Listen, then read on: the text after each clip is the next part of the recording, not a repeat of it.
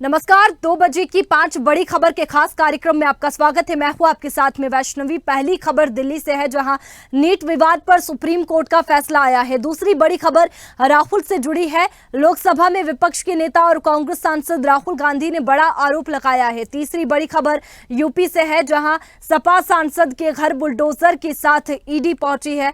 चौथी बड़ी खबर महाराष्ट्र से है, जहां एनसीपी के नेता जितेंद्र आव्हाड की गाड़ी पर स्वराज संगठन के कार्यकर्ताओं ने हमला किया। पांचवी बड़ी खबर उत्तराखंड से है, जहां कांग्रेस की केदारनाथ प्रतिष्ठा रक्षा यात्रा स्थगित हो गई। तो ये 5 खबरें आपको दिखा रहे हैं।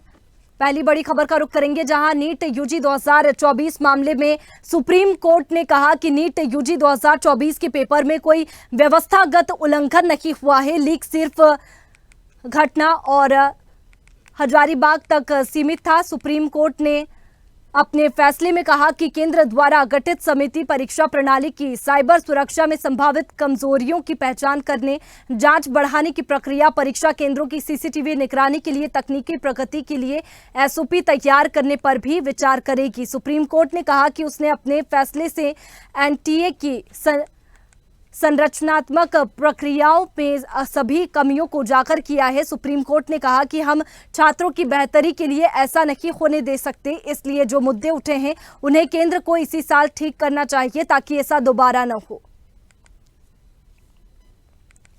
तो नीट विवाद पर सुप्रीम कोर्ट का ये बड़ा फैसला आया है। नीट परीक्षा दोबारा कराने की मांग को खारिज कर दिया गया है। उन्होंने कहा कि केवल पटना हजारीबाग सेंटर पर गड़बड़ी हुई है। 30 सितंबर तक एक्सपर्ट कमेटी से रिपोर्ट मांगी है। ये बड़ा फैसला सुप्रीम कोर्ट का सामने आया है। नीट परीक्षा को लेकर काफी हंगामा देखने को मिला, जिसके बाद में अब ये बड़ा फैसला सुप्रीम कोर्ट ने दिया है कि सीमित जगहों पर ही नीट पेपर लीक हुआ है। पटना और हजारीबाग तक ये पेपर लीक सीमित है। नीट परीक्षा की दोबारा मांग कराने की मांग को खारिज कर दिया है। सुप्रीम कोर्ट ने स्टूडेंट्स की ये मांग खारिज कर दी है। नीट विवाद पर सुप्रीम कोर्ट का ये बड़ा फैसला सामने आया है। नीट परीक्षा दोबारा कराने की मांग सुप्रीम कोर्ट ने खारिज कर दी है और कहा कि केवल पटना हजारीबाग सेंटर पर गड़बड़ी हुई है। 30 सितंबर तक एक्सपर्ट कमेटी रिपोर्ट मांगी है।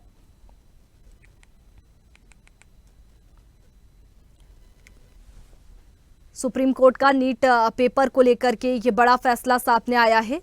दोबारा परीक्षा की जो मांग की जा रही थी उसे खारिज कर दिया। और इसी पर ज्यादा जानकारी के साथ संवाददाता तनु हमारे साथ में जुड़ चुकी है।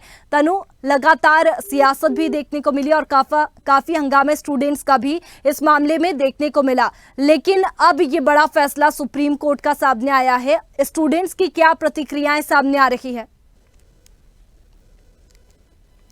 तनु, आवाज पहुंच रही है आप तक? चलिए एक बार फिर से संपर्क करने की कोशिश करेंगे। तो नीट विवाद पर सुप्रीम कोर्ट का यह बड़ा फैसला सामने आया है। और दूसरी बड़ी खबर का रुख करेंगे, जहां लोकसभा में विपक्ष के नेता और कांग्रेस सांसद राहुल गांधी ने बड़ा आरोप लगाया है। उन्होंने एक्स पर पोस्ट करते हुए कहा कि ईडी उनके खिलाफ रेड करने की तैयारी कर रही है। राहुल ने कहा, जाहिर है 2 in 1 को मेरा चक्रव्यूह भाषण पसंद नहीं आया। ईडी के अंदरूनी सूत्र मुझे बताते हैं कि छापेमारी की योजना बनाई जा रही है। बाहें खोलकर इंतजार कर रहा हूं। ईडी को चाय और बिस्किट मेरी तरफ से। राहुल गांधी ने सोशल मीडिया प्लेटफॉर्म एक्स पर पोस्ट करते हुए कहा, जाहिर है कि 2 में से 1 को मेरा चक्रव्यूह वाला बयान पसंद नहीं आया होगा। ईडी के सूत्रों ने बताया कि छापेमारी की योजना बनाई जा रही है। मैं बाहें फैलाकर इंतजार कर रहा हूं। मेरी तरफ से चाय और बिस्किट। बता दें कि लोकसभा में केंद्रीय बजट पर चर्चा के दौरान राहुल गांधी ने 29 जुलाई को प्रधानमंत्री नरेंद्र मोदी पर जमकर हमला किया था। उन्होंने कहा था कि देश के किसान, मजदूर और नौजवान भयभीत है। और चलिए इसी पर ज्यादा जानकारी के साथ संवाददाता तनु हमारे साथ में जुड़ चुकी है। तनु, यहां पर राहुल गांधी ने ईडी पर आरोप लगाया है। लगातार ईडी पर तमाम आरोप लगते हुए आ रहे हैं, लेकिन एक बार फिर से हंगामा देखने को मिला और राहुल गांधी ने एक्स पर पोस्ट कर ईडी पर आरोप लगाए हैं। जी बिल्कुल वैष्णवी, देखिए जैसे ही लोकसभा के रिजल्ट आए हैं उसके बाद विपक्ष मजबूत स्थिति में लगातार हमलावर है। अब तक आम आदमी पार्टी ईडी और सीबीआई के दुरुपयोग को लेकर ज्यादा हमलावर रहती थी। राहुल भी रहते थे, लेकिन ज्यादा हमलावर आम आदमी पार्टी रहती थी, क्योंकि केजरीवाल को लेकर हमेशा आम आदमी पार्टी की तरफ से ये बयान दिया जाता था कि ईडी सीबीआई का दुरुपयोग हो रहा है। लेकिन अब देखिए, राहुल गांधी ने ट्वीट किया और ट्वीट करके उन्होंने ये बात कही है कि जल्दी ही मेरे यहाँ भी ईडी की रेड पड़ने वाली है और मैं बाहें फैलाकर उनका इंतजार कर रहा हूँ, चाय बिस्किट मेरी तरफ से। तो एक तंज भी यहाँ पर राहुल गांधी ने कसा है। तो जब वो बजट के ऊपर चर्चा कर रहे थे संसद भवन में, तो उन्होंने तमाम बातें कही, जिसमें उन्होंने चक्रव्यूह का भी वैष्णवी जिक्र किया। और वो चक्रव्यूह वाले बयान को लेकर के उन्होंने कहा कि हो सकता है कि मेरा चक्रव्यूह वाला जो बयान है वो पसंद नहीं आया, इसलिए अब मेरे घर ईडी भेजने की जो है वो तैयारी की जा रही है। देखिए, अब लगातार स्टेटमेंट भी सामने आ रहे हैं। लगातार विपक्षी दल जो है वो ये कह रहे हैं कि राहुल गांधी ने जो ट्वीट किया है वो बिल्कुल सही है, क्योंकि इस देश में संविधान की हत्या हो रही है और ईडी सीबीआई का दुरुपयोग भी हो रहा है। तो वही जो सत्ता पक्ष के लोग हैं, जो बीजेपी के केंद्रीय मंत्री हैं, जो तमाम नेता हैं, वो ये बात कह रहे हैं वैष्णवी कि राहुल गांधी ने जरूर कुछ गलत किया है, तभी तो वो इस बात को कह रहे हैं कि ईडी जो है वो उनके यहाँ पर रेड डालने आएगी। यानी कि जो राहुल गांधी है उनके मन में खोट है और उन्हें खुद पर इतना विश्वास है कि उन्होंने गलत काम किया है, कुछ ना कुछ गड़बड़ी है, कुछ ना कुछ झोल है, इसलिए उन्होंने इस तरीके का ट्वीट जो है वो किया है। लेकिन अब देखिए, लगातार विपक्ष मजबूत स्थिति में है। दिल्ली में जंतर मंतर पर तमाम तरीके के प्रदर्शन देखे जाते हैं, जहां पर इंडिया गठबंधन जो है वो एकजुट नजर आता है और ये मैसेज देने की कोशिश की जाती है वैष्णवी कि हम तानाशाही के लिए लड़ रहे हैं। ये जो तानाशाही जो चल रही है, हम इसको खत्म करने के लिए लड़ रहे हैं। तो अब राहुल का ये जो ट्वीट आया है सामने, इस पर सियासत भी बहुत ज्यादा गर्मा गई है और लगातार पलटवार का जो सिलसिला है वो जारी है। बिल्कुल तनु, लेकिन राहुल गांधी ने तो सूत्रों के मुताबिक ये दावा किया है, एक्स पर पोस्ट किया है, लेकिन लोकसभा चुनाव की अगर बात करें तो उस समय भी ईडी पर तमाम तरह के आरोप लग रहे थे। लेकिन ये जो सूत्रों के मुताबिक जो राहुल गांधी को खबर मिली है, उसके बाद में उन्होंने एक्स पर पोस्ट किया है, तो क्या आधिकारिक तौर पर ईडी की ओर से कोई प्रतिक्रिया सामने आई है? देखिए, लगातार ये जो ईडी सीबीआई का मुद्दा है, ये चुनाव के दौरान भी बहुत ज्यादा गर्माया था, जिस तरीके से आपने जिक्र किया। और लगातार विपक्षी दल जो है इस मुद्दे को लेकर जनता के बीच में गए हैं और ये मैसेज देने की कोशिश की गई है आम आदमी पार्टी के द्वारा भी कि दिल्ली के जो मुख्यमंत्री है उनको फंसाया जा रहा है, बीजेपी की साजिश है। हालांकि अभी तक ईडी की तरफ से कोई भी आधिकारिक जो बयान है वो सामने नहीं आया है। ये बस राहुल गांधी की तरफ से स्टेटमेंट सामने आया है कि उन्हें सूत्रों से पता चले हैं, जो ईडी के अंदरूनी सूत्र है उनसे उनको जानकारी मिली है, उसी बिहाफ पे उन्होंने ट्वीट किया है। लेकिन अभी तक इसकी कोई भी आधिकारिक पुष्टि वैष्णवी नहीं हो पाई। बिल्कुल, लेकिन यहाँ पर अगर बीजेपी की बात करें तो बीजेपी ईडी को जोड़कर देखा जाता है और यहाँ पर पोस्ट में भी साफ तौर पर नजर आ रहा है कि दोनों में से एक को जो उनका बयान था वो पसंद नहीं आया, चक्रव्यूह वाला, जिसके बाद में ये सूत्रों के मुताबिक उन्होंने दावा किया है कि ईडी उनके घर पर छापेमारी करेगी। लेकिन अगर बात की जाए तो बीजेपी की ओर से कोई प्रतिक्रिया सामने आई है, क्योंकि ईडी और बीजेपी को लगातार साथ में देखा जाता है और बीजेपी लगातार ये भी कहती हुई नजर आती है कि ईडी एजेंसी है और वो अपना काम करती है और बीजेपी से बिल्कुल अलग है। जी बिल्कुल वैष्णवी, देखिए यहाँ पर बीजेपी की तरफ से स्टेटमेंट सामने आया है। जो बीजेपी के तमाम मंत्री हैं, जो नेता हैं, वो ये बात कह रहे हैं कि राहुल गांधी के मन में खोट है, उनको पता है कि उन्होंने कुछ गलत किया है, इसीलिए उन्होंने इस तरीके का पोस्ट किया है। और साथ ही ये भी स्टेटमेंट सामने आया है कि अगर राहुल गांधी गलत होंगे तो उन्हें ईडी गिरफ्तार कर लेगी। और देखिए, साफ तौर पर यहाँ पर अगर देखा जाए तो जो इवेंट दिल्ली में होते हैं, साफ तौर पर वॉशिंग मशीन जो है वो रखी जाती है, ये मैसेज पहुंचाने के लिए कि जो भी बीजेपी में जाता है उसके पाप धुल जाते हैं। यानी कि वॉशिंग मशीन में पाप धुल जाते हैं और बाकी लोगों को ईडी सीबीआई जो है वो गिरफ्तार कर लेती है। तो हालांकि पलटवार का सिलसिला जा रहा है, लगातार जारी है वैष्णवी, और बीजेपी इस बात पर टिकी है कि बिल्कुल अब ये देखने वाली बात होगी कि ये जो पोस्ट कर दावा किया गया है राहुल गांधी की ओर से, ये कितना सत्य साबित होता है और क्या सियासत इस मामले में देखने को मिलती है। शुक्रिया तनु आपका तमाम जानकारी के लिए। और तीसरी बड़ी खबर का रुख करेंगे, जहां उत्तर प्रदेश के जौनपुर से समाजवादी पार्टी सांसद बाबू सिंह कुशवाहा के खिलाफ प्रवर्तन निदेशालय ईडी की कार्रवाई हुई है। ईडी ने लखनऊ के कानपुर रोड पर स्थित बाबू सिंह कुशवाहा की करोड़ों की संपत्ति को जब्त कर लिया है। ईडी की टीम बुलडोजर के साथ कानपुर रोड पर पहुंची। कानपुर रोड स्थित स्कूटर इंडिया के सामने जौनपुर के सांसद बाबू सिंह कुशवाहा की करोड़ों रुपए की भूमि को जब्त करने ईडी की टीम पहुंच गई है।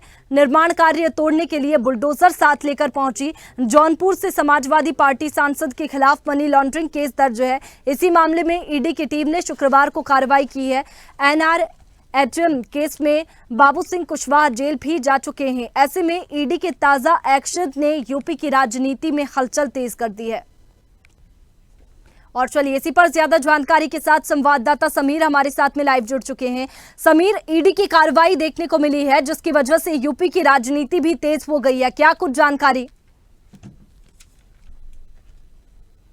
आपको बताना चाहूंगा जो ये कार्रवाई हुई है, आज से कई वर्षों पहले बसपा सरकार में एनआरएचएम घोटाले में बाबू सिंह कुशवाहा का नाम आया था। उसके बाद मुकदमा पंजीकृत हुआ था और आज ईडी ने बड़ी कार्रवाई करी क्योंकि ईडी के हाथ काफी सबूत लगे हैं। जिसके बाद लखनऊ स्थित स्कूटर इंडिया के पास कानपुर रोड के पास सैकड़ों बीघा जमीन थी बाबू सिंह कुशवाहा की बेनामी संपत्ति, जिसके ऊपर आज ईडी ने छापा मारा। उसके बाद वहां पर कार्रवाई करी है और बोर्ड लगाकर नोटिस चस्पा किया है। उसमें साफ साफ लिखा हुआ है ये संपत्ति अब भारत सरकार के अधीन है। अगर इस संपत्ति में किसी प्रकार का अतिक्रमण या कार्रवाई की जाएगी तो उसके ऊपर सख्त सख्त कार्रवाई करने का काम होगा। तो कहीं ना कहीं जो जांच चल रही थी, जांच में ईडी ने इंडिया गठबंधन के प्रत्याशी रहे थे और उस समय मौजूदा सांसद है बाबू सिंह कुशवाहा, तो ये उनका ऊपर फिर से एक बार कार्रवाई हुई क्योंकि इस मामले में जेल भी जा चुके हैं। इस घोटाले में एक बड़ा घोटाला है जिसमें इनका नाम आया था, लेकिन लगातार ईडी की कार्रवाई जारी थी। लेकिन कुछ सबूत हाथ लगने के बाद आज ये बड़ी कार्रवाई लखनऊ में देखने को मिली है, जो जौनपुर से सांसद भी है बाबू सिंह कुशवाहा जी।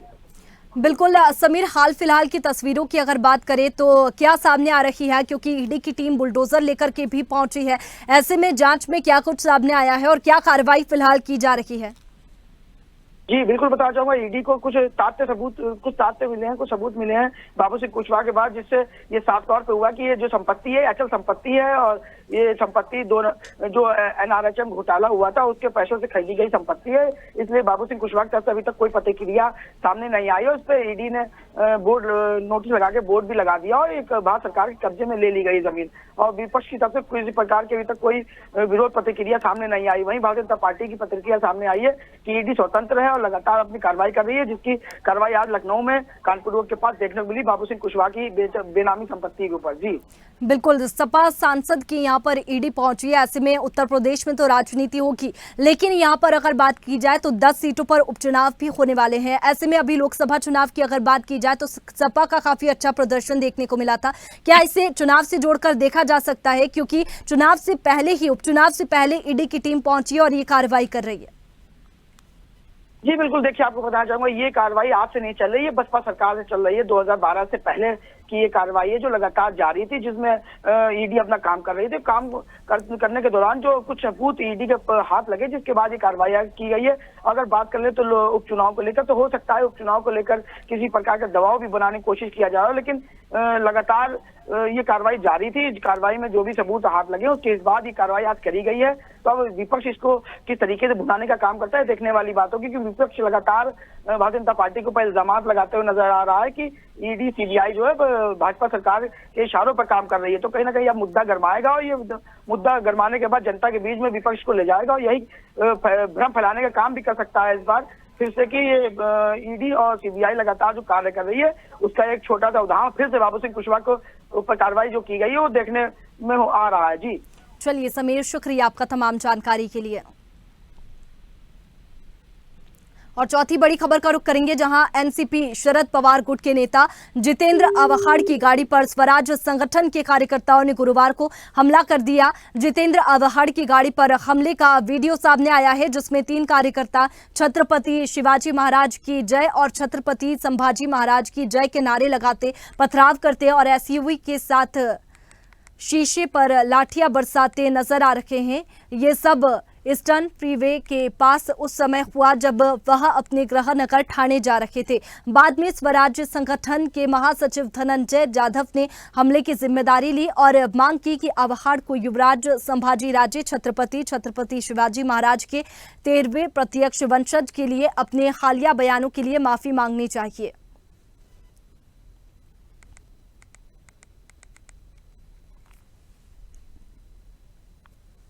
जितेंद्र आव्हाड की कार पर हमला किया गया। लगातार हमला देखने को मिल रहा है और हंगामा भी देखने को मिल रहा है। माफी मांगने की मांग की जा रही है, क्योंकि जो बयान दिए गए थे उसको लेकर के माफी मांगने की मांग यहां पर की जा रही है, जिसको लेकर के ये हमला गाड़ी पर भी किया गया। संभाजी राजे के खून की जांच होनी चाहिए, आभाड़ का कहना है। आभाड़ से हालिया बयानों पर माफी मांगने की मांग। जितेंद्र आभाड़ की कार पर अटैक। और इसी पर ज्यादा जानकारी के साथ मुंबई से राहुल पुजारी हमारे साथ में जुड़ चुके हैं। राहुल, जिस तरीके से लगातार बयानों को लेकर के हंगामा देखने को मिल रहा था, अब हमला भी होने लगा है, क्या कुछ जानकारी, पूरा घटनाक्रम बताइए। जिससे जितेंद्र आव्हाड ज्यादातर विवादित बयान दिया करते हैं, ये दूसरे संजय राउत है। जैसे कि उद्धव ठाकरे गुट के जिससे संजय राउत मीडिया में लाइमलाइट में हमेशा बने रहते हैं, वैसे जितेंद्र आव्हाड का भी यही काम है, हमेशा विवादित बयान देके लाइमलाइट में रहना। उसका खामियाजा उनको भुगतना पड़ा। स्वराज संगठन के जिस तरह से क्या नाम है धनंजय थे, उन्होंने इसकी जिम्मेदारी ली, जिसे फ्री एक्सेस डे से वो आ रहे थे, अपने घर की तरफ जा रहे थे, तो वहाँ 4-5 कार्यकर्ताओं ने मिलकर उनके एसएबी पे आक्रमण कर दिया, उनके शीशे तोड़ दिए और डंडों से उनके ऊपर बारिश कर दी। लेकिन उनको चोट नहीं पड़ी, उनके एसएबी कार को नुकसान पहुंचा। लेकिन संजय आव्हाड हमेशा जाने जाते हैं, जिससे से संजय राउत जाने जाते हैं हमेशा अपने बयानों और विवादित बयानों को लेकर। तो कहीं न कहीं छत्रपति शिवाजी महाराज की 13वें वंशज संभाजी राव के ऊपर जिस तरह से बयान किया है, और वैसे भी इमोशनल होते हैं, जिस तरह से मराठा पूरी तरह से छत्रपति शिवाजी को एक भगवान मानते हैं, पूछते हैं, उनके वंशज के ऊपर अगर बयान देना तो कहीं न कहीं ये होना ही था एक तरह से। तो उस तरह से पूरी तरह से धनंजय जो स्वराज संगठन के पूरी तरह से जिम्मेदारी ली और 2 लोगों के ऊपर एफआईआर भी हो गया। और बता दूं विष्णु, ये मराठा इमोशनल वोट बैंक पे बहुत क्षति पड़ेगी अगर इस तरह के बयान अगर जितेंद्र आव्हाड देते रहे, तो एनसीपी को इसकी क्षति पहुंचने वाली है, शरद पवार के उसको, क्योंकि मराठाओं की राजनीति शरद पवार किए करते हैं, और मराठाओं के ऊपर कोई बयान देना ये बहुत बड़ा खामियाजा भुगतना पड़ेगा आने वाले इलेक्शन में। 2 से 3 महीने बाद विधानसभा इलेक्शन होने वाले हैं। जी बिल्कुल राहुल, इसके साथ ही जो हमला हुआ है उसमें कोई कार्रवाई की गई है? एक को तो गिरफ्तार कर लिया, लेकिन क्या और भी कार्रवाई की जा रही है? इसके साथ ही माफी की मांग की जा रही है, तो क्या माफी मांगी जा सकती है इस बयान को लेकर? देखिए, अभी ना ये पीछे हटने को तैयार है, ना वो लोग पीछे हटने को तैयार है। स्वराज संगठन भी कह रहे हैं अगर जब तक ये माफी नहीं मांगेंगे हम छोड़ेंगे नहीं, जबकि 2 लोगों पे एफआईआर हो चुके और लोगों को चिन्हित किया जा रहा है। लेकिन ये मामला अगर तुरंत पकड़ता है तो मराठाओं को लेके एक बहुत बड़ी भिड़ंत हो जाएगी, जिसका नुकसान कहीं न कहीं शरद पवार और महाअघाड़ी को झेलना पड़ेगा, क्योंकि मराठाओं का बहुत बड़ा वोट बैंक है। तो उसको लेते हुए अगर जिससे छत्रपति महाराज जी को जिससे पूजा जाता है पूरे महाराष्ट्र में, पूरे वैसे तो पूरे हिंदुस्तान में पूजा जाता है, लेकिन महाराष्ट्र में इमोशनल वोट बैंक की राजनीति जो छत्रपति शिवाजी के इर्द गिर्द घूमती है, तो उसको लेकर कहीं पर अगर जितेंद्र आव्हाड अगर माफी नहीं मांगते, इसका डेंट कहीं न कहीं एनसीपी को लगेगा। और ये सेम काम अगर संजय राउत भी किया करते हैं, हमेशा मीडिया में सुर्खियों में बनाए रहते हैं, सेम दूसरे संजय राउत और एनसीपी के जितेंद्र चौहान भी हैं, वैष्णवी बता दूं। तो इसको कहीं ना कहीं इनको बैकआउट पे आना पड़ेगा, माफी मांगनी पड़ेगी। बिल्कुल, अब देखना होगा। अब माफी मांगने की मांग की जा रही है, तो क्या कुछ इस मामले में आगे होता है। फिलहाल एक गिरफ्तारी इसमें हुई है। शुक्रिया राहुल आपका तमाम जानकारी के लिए। और 5वीं बड़ी खबर का रुख करेंगे, जहां कांग्रेस की केदारनाथ प्रतिष्ठा रक्षा यात्रा स्थगित हो गई है। राहुल गांधी के दिशा निर्देश पर प्रदेश कांग्रेस कमेटी के अध्यक्ष करण माहरा ने यात्रा स्थगित करने का ऐलान किया है। यात्रा सीतापुर तक पहुंच गई थी और शुक्रवार को सीतापुर से आगे रवाना होनी थी। कांग्रेस के प्रदेश उपाध्यक्ष सूर्यकांत धस्माना ने इसकी पुष्टि की है। आपदा से सामान्य स्थिति होने के बाद कांग्रेस फिर से सीतापुर से आगे की यात्रा शुरू करेगी। पूर्व सीएम हरीश रावत ने सोनप्रयाग में आपदा से हुए नुकसान को देखते हुए यात्रा में आगे जाने का कार्यक्रम पहले ही स्थगित कर दिया। कहा, केदारनाथ क्षेत्र में भयंकर आपदा आई है, बड़ी संख्या में यात्री फंसे हैं, उनका बचाव कार्य चल रहा है। उन्होंने सरकार से आग्रह किया है कि राज्य की संपूर्ण शक्ति लगाकर बचाव कार्य करें। और इसी पर ज्यादा जानकारी के साथ अवनीश जी हमारे साथ में फोन लाइन पर जुड़ गए हैं। अवनीश जी, केदारनाथ प्रतिष्ठा रक्षा यात्रा स्थगित हो गई थी, जो कि कांग्रेस की ओर से चल रही थी, अब क्या कुछ जानकारी है? यहाँ पे जो है पुष्कर सिंह धामी ने एक यहाँ पे शिला ले जाकर जो है दिल्ली के अंदर केदारनाथ धाम की बात की थी कि केदारनाथ धाम बनाया जाएगा एक और, परंतु जिस तरीके से यह सियासी गलियारों में और खास करके जितने धर्मगुरु थे उन्होंने आपत्ति दर्ज कराई और जो विपक्ष ने जो है इसको घेरने की कोशिश की थी सरदार को, तो उसको लेके भले जो है सरकार की ओर से जो है ये धाम जो नाम था वो हटा लिया गया और ये कहा गया है कि प्रतिष्ठात्मक जो रूप है वो वहां पे एक मंदिर की स्थापना की जा रही है। आस्था के साथ कोई खिलवाड़ नहीं किया जा रहा। इसको लेके विपक्ष जो है लगातार हमलावर रहा है। विपक्ष ने जो है यहाँ पे एक जो केदारनाथ प्रतिष्ठा है वो बचाओ यात्रा, उसको जो है हर की पैड़ी से शुरू की थी और वो केदारनाथ तक जानी थी।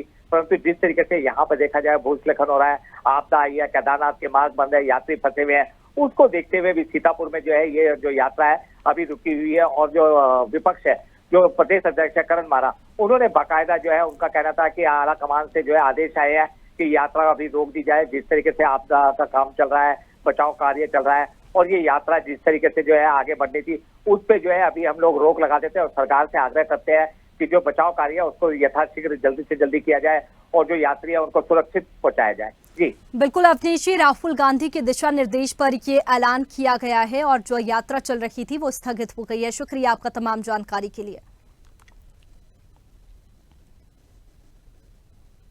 फिलहाल बुलेटिन में इतना ही। तमाम खबरों के लिए आप बने रहिए स्वदेश न्यूज के साथ, सबसे पहले देश।